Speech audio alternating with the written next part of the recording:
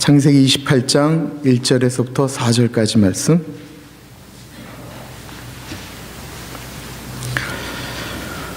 하나님의 말씀을 받들어 봉독할 때에 살아계신 하나님의 음성을 들으시기 바랍니다.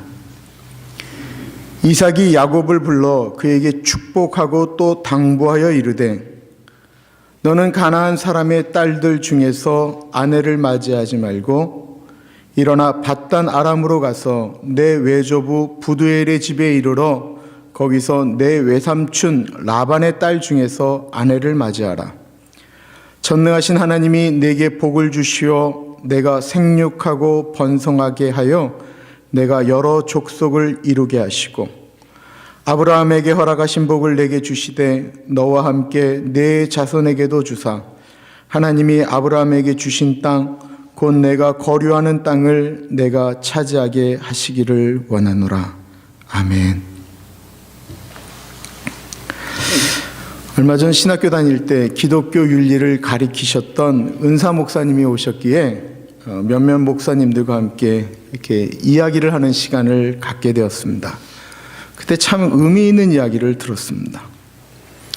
어느 목사님이 이사를 해서 이제 옆집에 인사를 드리러 갔습니다. 그때 옆집에 그 나이 드신 아주머니가 나오셔서 물었습니다. 뭐 하는 분입니까? 라고 물으시더래요. 그래서 저는 목사입니다. 성직자입니다. 라고 했더니 그 아주머니께서 결혼한 사람이 무슨 성직자입니까?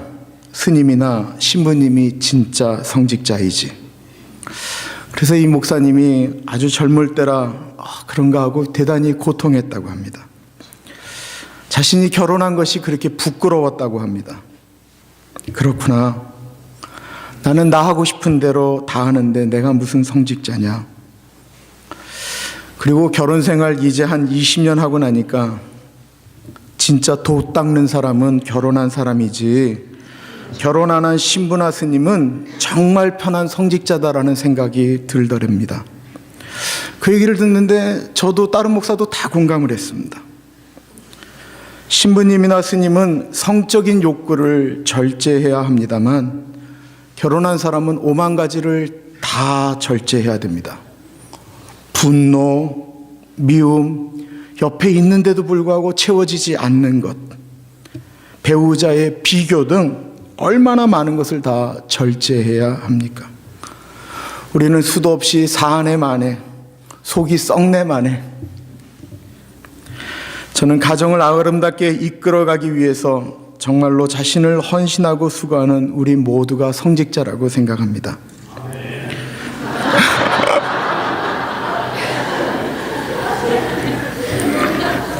남편은 남편대로 존경스럽고 아내는 아내대로 존경스러운 것입니다.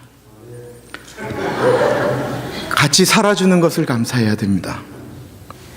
오늘 본문에는 결혼에 대한 중요한 의미가 나옵니다. 지난주에 말씀드린 것처럼 야곱과 에서의 이야기는 야곱이 마치 맏아들처럼 해서 장자의 축복을 받으면서 이삭의 가정에는 큰 풍파가 일어나기 시작합니다. 그것은 에서가 야곱을 죽이기로 결정한 것입니다. 형이 동생을 죽이겠다고 하니 그 집안 분위기가 어땠겠습니까? 이미 늙은 아버지와 어머니는 깊은 시름에 빠졌습니다. 그러다가 창세기 27장에 보면 어머니가 아들 야곱을 멀리 오빠의 집으로 피신시키려고 합니다. 오늘 본문은 떠나보려는 그 아들 야곱에게 아버지 이삭이 당부하고 기도하는 장면이 나오는데 특별히 결혼에 대한 이야기가 나옵니다. 그리고 축복의 이야기가 나옵니다. 오늘 본문을 통해서 결혼에 대해서 그리고 우리의 삶이 축복이 되는 시간 되기를 기도드립니다. 1절과 2절을 보십시오. 이삭이 야곱을 불러 그에게 축복하고 또 당부하여 이르되 너는 가나안 사람의 딸들 중에서 아내를 맞이하지 말고 일어나 밧단 아람으로 가서 내 외조부 부두엘의 집에 이르러 거기서 내 외삼촌 라반의 딸 중에서 아내를 맞이하라. 이삭이 형을 피해서 도망가는 야곱을 축복합니다. 27장에는 잠시 갔다 오라고 이야기하지만 이렇게 도망간 야곱은 수십 년 동안 돌아오지를 못합니다. 그러므로 이 기도는 대단히 중요한 기도입니다. 보통 일반적으로 여자분들이 남자분들보다 더 많이 기도하지만 자녀를 위한 가장 아름다운 기도는 아버지가 해줄 때입니다. 혹이 우리들의 자녀가 집을 떠나야 된다고 할 때 있으면 아버지가 생각할 때 본인이 믿음이 좀 없다고 느껴져도 기도 열심히 하는 아내에게 당신이 대신 기도하라고 말할 수 있지만 그것은 좋은 것은 아닙니다. 내가 기도 잘 못해도 길게 못해도 아버지가 해주는 게 좋습니다. 그때 기도는 나오는 대로 막 하는 것입니다. 자녀를 위해서 기도하는 것은 막 하는 게 기도인 거예요. 자녀를 위한 기도, 아버지로서 자녀를 위해서 하고 싶은 기도는 입에서 나오는 대로 미사 요구 필요 없잖아요. 입에서 나오는 대로 원하는 대로 소원하는 대로 자녀를 축복해서 보내면 되는 것입니다. 이삭은 축복 기도를 한 후에 가나안 사람의 딸들 중에서 아내를 맞이하지 말라고 이야기를 합니다. 이 말은 무엇입니까? 축복 기도를 해주는데 가장 중요한 배우자의 만남에 대해서 이야기했다라는 것입니다. 가장 복된 만남은 만남의 축복이기 때문에 그렇습니다. 그럼 가나안 딸들의 문제가 무엇이기에 아내로 삼지 말라고 했을까요? 가나안의 딸이라고 하는 것은 하나님을 믿지 않는 여자들을 이야기하는 것입니다. 이 가나안의 딸들과 하나님을 신실하게 믿는 딸들과 어떤 차이가 있을까요? 인간적인 눈으로 보면 가나안의 딸들이 훨씬 더 여성으로 매력적입니다. 한번 생각해 보십시오. 제가 있었던 선교단체는 여자가 짧은 치마를 입을 수가 없었습니다. 머리에 파마를 할 수도 없었습니다. 화장을 하고 나타나서도 안 됐습니다. 요즘은 좀 달라졌다라고 하긴 하는데 그때는 그랬습니다. 거기다 자매들이 늘 얼굴에 말씀을 묵상하지요, 기도하지요, 잘 울지요. 저는 그 자매들을 볼 때 늘 수녀님 보는 것 같았습니다. 여자로 도저히 느껴지지가 않는 것입니다. 그런데 예수 안 믿는 자매들 어떻습니까? 얼굴에 열심히 화장하지요, 몸매 가꾸지요, 야한 옷 입는데 전혀 부담이 없습니다. 객관적으로 누가 이쁩니까? 예수 안 믿는 자매들이 훨씬 더 이쁩니다. 선교단체에 예수 믿는 자매들을 만나면 선교사님 위해서 기도, 단체 위해서 기도, 교회 위해서 기도, 리더 목회자들을 위해서 기도, 누구 삶이 힘들다고 하면 본인이 아르바이트에서 번 돈 그쪽으로 돌리는 거. 그런데 예수 안 믿는 자매들은 돈 벌면 무슨 화장품이 좋다고 하더라, 무슨 옷이 요즘 유행이다 하더라. 돈을 쓰는 방식이 다릅니다. 누가 더 이쁘겠습니까? 당연히 가꾸는 예수 안 믿는 자매들이 훨씬 더 이쁩니다. 그래서 남자들이 예수 안 믿는 사람들에게 더 눈길이 갈 수밖에 없는 구조입니다. 요즘에 예수 믿는 자매들도 어떻습니까? 교회 다니는 사람들보다 밖에 보이는 남자들을 더 선호합니다. 그래서 우리도 할 수가 없습니다. 우리도 열심히 바르고 지장하고 붙이고 해야 합니다. 그러나 결혼했는데 그 배우자가 그런 외적인 것만 추구하고 살면 어떻게 하겠습니까? 가치관이 다르니 힘들 수밖에 없습니다. 그런 결혼을 한 사람이 바로 에서입니다. 에서는 가나안 여자 둘과 결혼을 했습니다. 본인은 믿음이 없으니까 그런 결혼을 했지만 당시 하나님 모르고 사는 며느리를 얻은 시어머니 리브가가 그들과 같이 사는 것이 얼마나 힘들었는지 창세기 27장에 다음과 같이 말을 합니다. 리브가가 이삭에게 이르되 내가 햇사람의 딸들로 말미암아 내 삶이 싫어졌거늘 야곱이 만일 이 땅의 딸들 곧 그들과 같은 햇사람의 딸들 중에서 아내를 맞이하면 내 삶이 내게 무슨 재미가 있으리이까. 리브가가 며느리들과 같이 살면서 이야기를 하는데 며느리들 하는 이야기가 먹는 얘기, 입는 얘기, 마시는 이야기, 육신을 즐기는 것만을 이야기하는 것입니다. 그러니까 리브가는 며느리들과 별로 할 말이 없는 것입니다. 만나면 서로 이 가치관이 다르니까 대화할 내용이 없는 것입니다. 이미 많은 예수 믿는 분들의 우리들의 가치관이 많이 바뀌어서 여자가 똑똑하면 나중에 예수 믿게 하면 되지, 남자가 조건이 다 좋은데 예수만 안 믿으면 나중에 믿게 하면 되지라고 말을 합니다. 그런데 그런 자신감이 무너질 때가 분명히 있습니다. 훗날 예수 안 믿는 며느리가 들어오면 내 삶이 정말 싫어진다라고 이야기할 때가 올 것입니다. 누가 요즘 시어머니 말 듣습니까? 결혼 전에, 결혼 초기에 듣는 척하지만 본인의 소견에 오른 대로 삽니다. 성경에서 가장 똑똑했던 왕이 있었습니다. 아마 전 세계에서 가장 똑똑했던 왕이었을 것입니다. 그분의 이름은 솔로몬입니다. 부와 명예를 다 가졌습니다. 그런데 그가 무너지기 시작합니다. 언제입니까?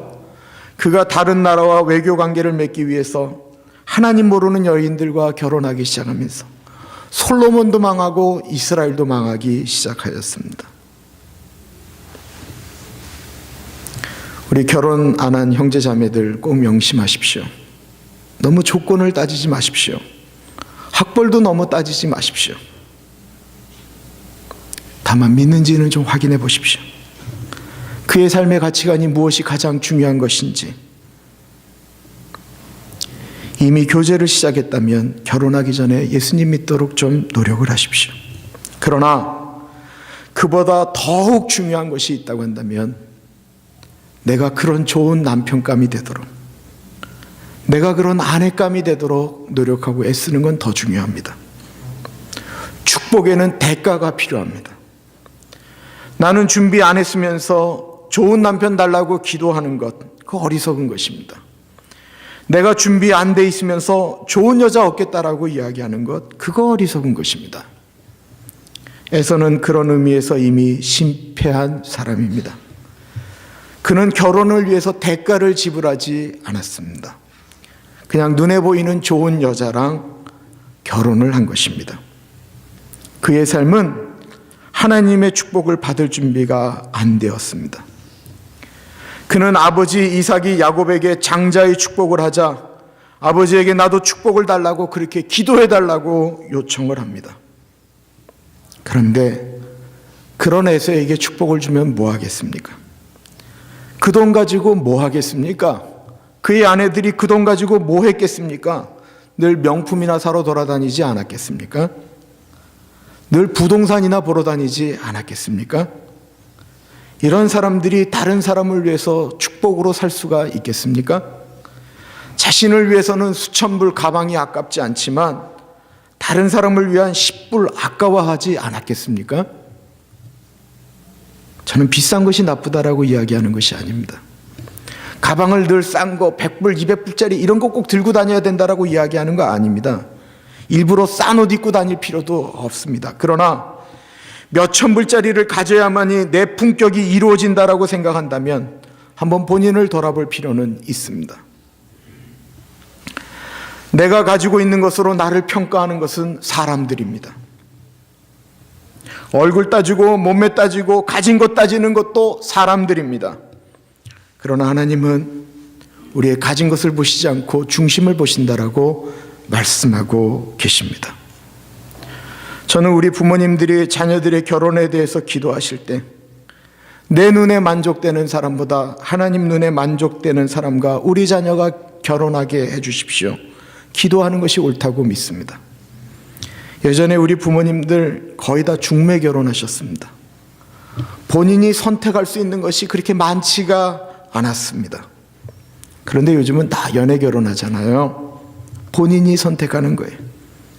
그래서 자신이 소견에 보기에 좋은 대로 선택할 가능성이 너무 높아요.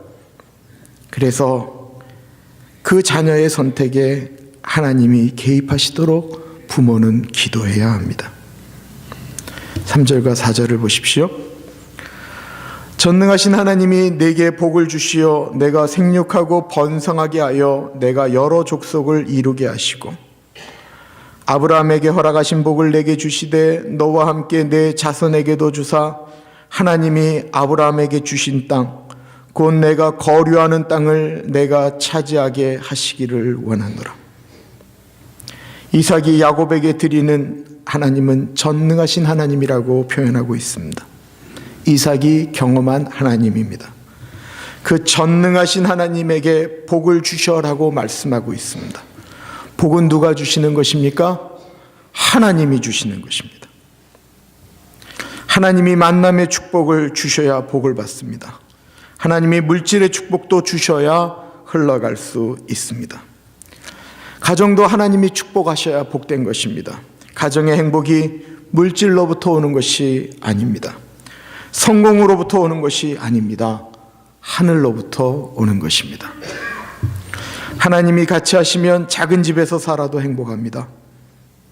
하나님이 버리시면 큰 집에서 살아도 불행합니다. 하나님이 축복하시면 가난하게 태어났어도 믿음의 가문을 이룰 수 있는 것이고 하나님이 같이 하지 아니하시면 부자로 태어났어도 멸망의 길로 가는 것입니다. 4절을 한번 보십시오. 아브라함에게 허락하신 복을 내게 주시되 너와 함께 내 자손에게도 주사 말씀하고 있습니다. 이삭은 본인의 아버지로부터 흘러갔던 그 축복이 자신과 그 아들과 그리고 그 손자들에게까지 흘러가기를 기도하고 있습니다. 저는 이 말씀이 우리에게도 적용해야 된다라고 믿습니다. 아브라함에게 주신 복이 아브라함과 그 가족만을 위한 것이 아니기 때문입니다. 아브라함을 하나님께서 부르셔서 그에게 축복을 주신다고 할 때 그 복은 만민이 받을 축복이라고 말씀하셨습니다. 창세기 12장 3절에 너를 축복하는 자에게는 내가 복을 내리고 너를 저주하는 자에게 내가 저주하리니 땅의 모든 족속이 너로 말미암아 복을 얻을 것이라 하신지라. 땅의 모든 족속이 너로 말미암아 복을 얻을 것이다라고 하셨습니다. 지난 당회 때 EM을 준비하는 모임을 갖겠다라고 말씀을 드렸습니다. 실패하지 않기 위해서 EM의 경험이 있는 교우들이 모여서 어떤 교회, 어떤 모양을 갖출 것인가 고민하고 기도하는 시간을 가지려고 합니다. 또한 사람들을 불러서 이야기도 들으려고 합니다. EM을 실패한 분들의 이야기도 듣고 EM을 성공한 분들의 이야기도 들으려고 합니다. 왜 교회가 이런 것에 신경을 쓰려고 합니까? 아마 마음속으로 반대하는 분들도 계실 것입니다. 왜 골치 아픈 일에 신경 쓰냐라고 하실 분들도 계실 것입니다. 하려는 이유는 간단합니다. 우리 자녀들이 이 땅에서 축복을 누리며 살기를 원하기 때문입니다. 그들이 믿음을 소유하고 이 세상을 변화시키며 나아가기를 원하는 것입니다. 또한 그들로 하여금 이 미국 땅이 복받기를 바라는 것입니다. 지금 자녀들이 하나님을 떠난 분들이 계실 것입니다. 그들이 더 이상 부모님의 말씀을 들으려고 하지 않을 것입니다. 그래서 우리가 할 수 있는 것은 기도밖에 없습니다. 어거스틴의 어머니 모니카가 들은 눈물의 자녀는 망하지 않는다라는 말씀처럼 우리도 그 말 믿고 우리들의 자녀를 위하여 울어야 합니다. 우리가 우는 것은 마치 탕자를 기다리는 아버지의 마음과 같아야 합니다. 저희 교회에 가끔 농신 라면을 갖다 주시는 분이 계십니다. 그분은 믿음이 없었던 분인데 이제 믿음이 들어가기 시작하셨습니다. 저 북쪽에 있는 교회를 다니시는데 그분이 어느 날 이런 설교를 듣고 그렇게 우셨다고 합니다. 그분의 두 자녀가 있는데 교회를 나가지 않습니다. 어느 미국 믿음의 어머니가 돌아가시면서 4명의 자녀를 불렀다고 합니다. 그리고는 그 자녀들에게 마지막 인사를 합니다. 첫째, 둘째, 셋째 아들에게는 차례로 얘야, 엄마에게 굿나잇 키스를 해다오. 그리고 막내 아들 앤디에게만은 앤디야, 엄마에게 굿바이 키스를 해다오. 그렇게 그렇게 말했답니다. 그러자 이 막내 아들이 이상해서 엄마에게 묻습니다. 엄마, 왜 형들에게는 굿나잇 키스라고 하고 나에게는 굿바이 키스라고 하세요? 그때 어머니가 가슴속에 깊이 묻어놓았던 이야기를 꺼냅니다. 앤디야, 너희 형들은 이제 머지않아 저 천국에서 다시 만나게 되지만 이제 너와는 영원한 이별을 하는구나. 이 엄마가 너에게 예수 그리스도를 믿는 진리를 여러 번 간곡히 가르쳤지만 너는 끝내 거절하고 말았지. 그래서 다시는 너를 천국에서 만날 수 없기에 너한텐 굿바이 키스를 하는 거란다. 어머니의 이 유언 같은 말에 앤디로 하여금 굿나잇 키스를 하게 만들었고 구원의 길인 예수님을 영접하게 했다라는 것입니다. 이 얘기를 설교 말씀으로 들으면서 그분이 그렇게 펑펑 울었대요. 그분을 처음 만난 것은 서울대 찬양선교단이 미국에 왔을 때 그냥 우리 교회 그냥 그 모임에 참석했다가 이분이 예수도 안 믿는데 너무 감동해서 그분들을 후원하기 위해서 이렇게 헌금을 했어요. 그때는 믿음이 전혀 없으셨는데 한 2, 3년 지나고 난데 믿음이 자라면서 믿지 않는 자녀들을 향한 고통이 그의 가슴에 있는 거예요. 이상하게 신앙이라고 하는 것은 10년을 믿었건 30년을 믿었건 50년을 믿었건 어쩔 때는 이렇게 별 차이가 느껴지지 않는다라는 것입니다. 수십 년을 믿었는데도 믿음이 없는 분이 있는가 하면 짧게 믿었는데도 믿음이 아주 큰 분들이 있다라는 거예요. 수십 년을 믿었는데도 자녀의 신앙은 네가 알아서 할 일이다라고 이야기하면서 방치하는 분이 있는가 하면 오래 믿지도 않았는데도 불구하고 자녀를 위해서 눈물로 흘리는 부모가 있다라는 것입니다. 정말 자녀를 사랑한다면 그들을 위해서 울어야 이 미국도 사는 것입니다. 자녀들이 언젠가 돌아오겠지라고만 생각하지 마십시오. 그 아이들이 지금 잘 살고 있다고 넋놓고 살지도 마십시오. 혼자 잘 사는 것이 결코 복 받는 것이 아닙니다. 사실 이삭이 축복한 야곱은 평생을 나그네 삶을 살았습니다. 반대로 복 받지 못하는 에세는 아버지 집에서 그 재산 가지고 평생을 떵떵거리며 살았습니다. 그러면 여기서 우리가 믿음의 복이 무엇인가를 생각해 볼 필요가 있습니다. 아브라함에게 말씀하신 너는 복의 근원이 될지라, 우리 개역개정은 너는 복이다라고 하는 그 복, 그 복은 너 한 사람 때문에 다른 사람이 복을 받는 것을 말하는 것입니다. 야곱은 그렇게 살았지만 그 자녀들이 모두 하나님의 백성이 되었습니다. 그 후손 중에서 예수 그리스도가 나오게 되었습니다. 반대로 에서는 잘 살았습니다. 그러나 그의 후손은 예수를 잡아 죽이는 헤롯 대왕의 조상이 되었습니다. 지금까지는 내 복을 위해서 살았다면 이제는 복을 나누어 주는 사람으로 살게 해달라고 우리는 기도해야 됩니다. 나 한 사람이 복의 근원이 되게 해달라고 기도하십시오. 내 자녀가 믿음의 가문을 이루어갈 수 있도록 기도해야 합니다. 그래서 내 자녀가 이룬 그 가정 때문에 주변이 행복해질 수 있도록 기도해야 합니다. 자녀가 힘을 달라고 기도하시기 전에 그 힘을 바르게 사용할 수 있는 인격자가 되게 해달라고 기도해야 됩니다. 인격이 덜 된 사람이 힘을 가지면 주변에 있는 사람들이 너무 고통하게 됩니다.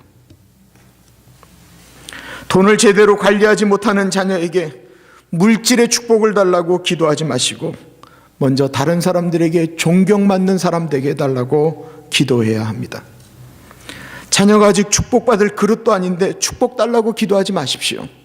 그 물질이 그 자녀에게 저주가 될 것입니다. 이 자리에 계신 분들, 복을 달라고 기도하지 마시고 내가 그 축복이 되게 해달라고 기도하십시오. 우리 가족이 아직 좀 미성숙하면 내가 그들을 변화시키는 축복의 통로가 되게 해달라고 기도하십시오. 우리 직장이 좀 불만이면 불만만 이야기하지 마시고 그럼에도 우리 직장이 잘 갈 수 있도록 내가 그 축복의 통로가 되게 해달라고 기도하십시오. 내가 축복의 통로가 되게 해달라고 기도할 때 우리의 인생은 다른 사람보다 좀 아플 수도 오래 참아야 할 일들이 분명히 있습니다.